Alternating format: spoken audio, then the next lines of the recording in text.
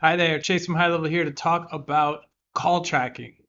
Let's say I have a client that's a restaurant called Raviolis, and they hire me to start doing some marketing. They want me to run ads from Google and Facebook to send more traffic to their website to generate more business. Well, what I want to do is I want to know, okay, when people hit the landing page, let's say this is a landing page, or maybe it's the homepage of their website, and call, I want to know where they came from, attribution, right? And the way that we do this is through call tracking through a number pool. So let's talk about how we set it up. So I'm going to come back out here and I'm going to go to phone calls, number pools. Now, I don't have any number pools here, so we're going to create the first one and we're going to click on add a number pool. So we get two questions here. Do we want to create multiple numbers that correlate calls to website visitors, PPC keywords, and more? Yes. Or create one phone number that tracks all callers to a single marketing campaign. So you see the difference, right? One is a number pool that can give you keyword attribution if people are coming in from AdWords. The other is if you just need a number to track a one-off campaign, right? So maybe you're going to run like an e-blast and you just want a number you're going to put into that email, and you know that if a call comes through that number, it couldn't have come from anywhere else, so that you could go with a single campaign. We want to track visitor activity. So I'm going to leave this as all visitors. You can get explicit here. So you could say, I only want this number to swap. So let me back up a little bit. The number on the page, the normal number, after we set this up, is going to swap when people come in from certain traffic types or sources. If I just set it to PPC, the number will only change if somebody comes through a paid ad. I'm going to leave it at all visitors though, because I want the number to always swap to a number that I'm tracking so that I can know where all the calls came from. So now I'm going to click create pool and I'm going to give it a name. So I'm going to say website main number. Um, I don't need many numbers. Normally you want at least four. Um, so I'll just go with four here. And I'll just put in 555, 555, 5555. And it's not going to let me. All right, so let me get more specific. I'll do 2, 1, 5, 3, 4, 8, 1, 2, 3, 4. Okay, so now the next step is what's the swapping number? So we have to tell the script, hey, when you see this number on the page and the traffic source is, in this case, any traffic, swap it out. So you may have a different number on the page than you want to forward the number to. In this case, I'm going to leave it the same. It's going to be the same number. So I'm going to copy this so I don't forget it. And then you have to confirm that you understand your buying numbers through your Twilio account. So here I'm going to say, yes, I want 215 numbers. Oh, wow, and they are available. Fantastic. Okay, so we're going to move forward with 215. Now, a couple of options here. A whisper message is smart because it lets your customer know what's happening, right? So, and it gives you, again, attribution as their marketing company. So you might want to put something like, and here's where it gets tricky, right? Because I'm doing all traffic. So if I'd only picked, let's say, Facebook ads, I could say new call from Facebook ad. And now when your client answers the phone, it's going to say, you have a new call from Facebook ad. And then they understand, oh, wow, great, that marketing company, they're really generating a lot of calls for us. Because I'm doing all traffic here, I might say new call from ad campaigns. Just so, again, that your customer understands that this call that's coming in didn't come out of thin air, it's because of the work you've done.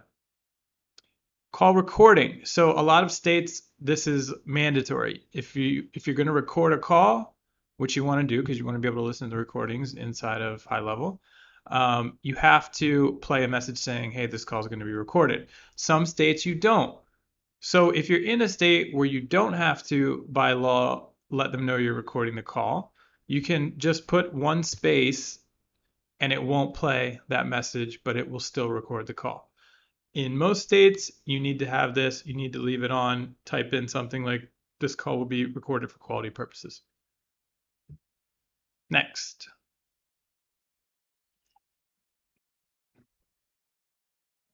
Okay, great.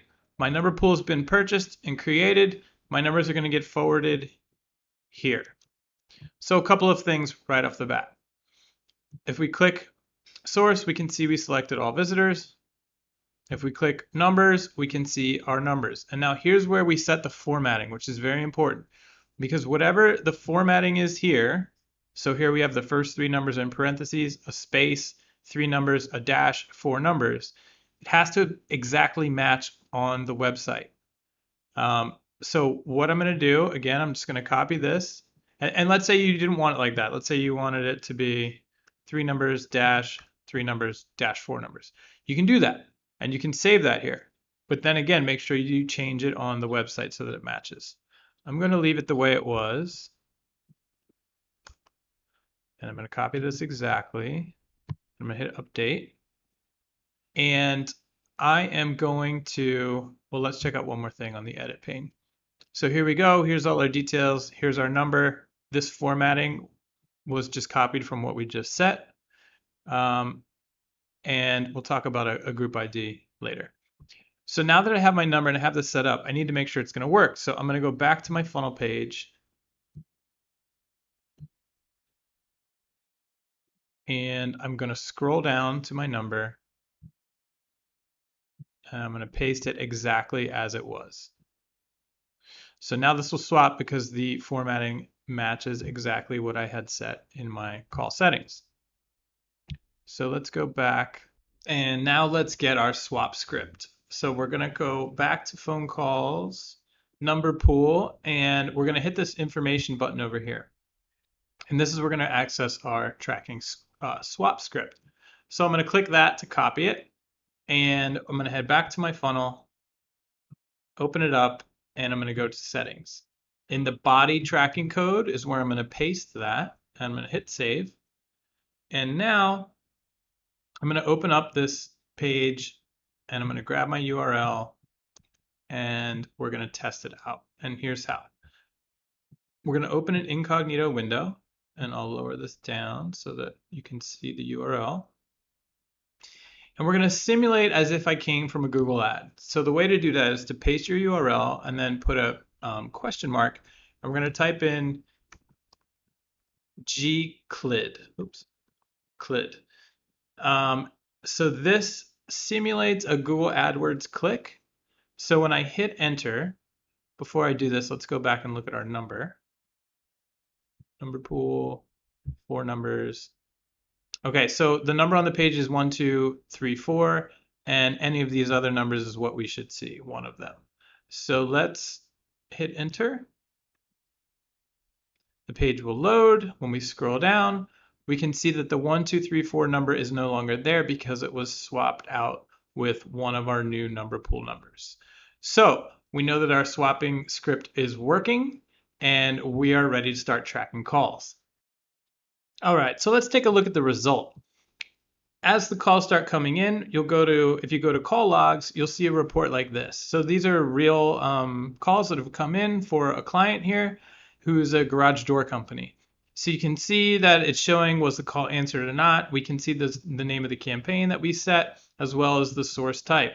So these two calls came from Google Ads, and we can see here that it's actually displaying the keyword that the user searched before they saw the ad, click through, and made the call, which is really powerful to be able to attribute calls back to an actual keyword search. And then if we hit the expand here, this was an unanswered call, but how about this one? We can go ahead and listen to the call and then give it a rating. We can also see the landing page that the person was on when they initiated the call. So pretty cool. Before we finish, I want to talk about two other quick things. The first is when we are here, if we go back to edit our keyword group, right? So we have our number pool, we click the pencil, and we have same as forwarding number. If I turn that off, we can see the normal number that's on the page is here. But let's say you had a page with more than one number, right? A lot of businesses have 2 or 3 phone numbers on them. If you want them all to swap, you can add more swap targets here by typing in the number, pushing the plus sign, and it'll add it in there. And that way, all of those numbers will swap to whatever the new tracking number is.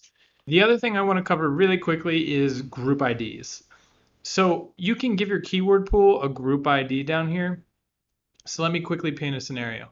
Let's say I have a landing page. I'm going to run AdWords traffic to it, and I'm going to run Facebook traffic to it. But any organic traffic that goes there, I want them to see the regular number. So I only want the number to swap if it's coming from a Facebook ad or if it's coming from a Google ad. So let's say I change the source to this one to be my Google ad one, and then I added another pool and it was my Facebook ads. I'm gonna call that group of those two number pools paid ad traffic. So if I come back here to edit, I can give this name a group, and let's say it's paid ad traffic, and I add that. And if I did the same to my Facebook number pool that I had, if I had one down here, and I gave it that same ID, when I go to get my script, you'll now see that there's the normal snippet, and then there's the group snippet. The group snippet will include both of the keyword pools. So it's a way to use one script for two keyword pool swaps. So that's pretty convenient if you have that use case, just an FYI. So that's call tracking with HighLevel. If you have any other questions, feel free to hit us up in the live chat that's in the support bubble in your account, or visit help.gohighlevel.com anytime to open up a ticket. See you in the next video.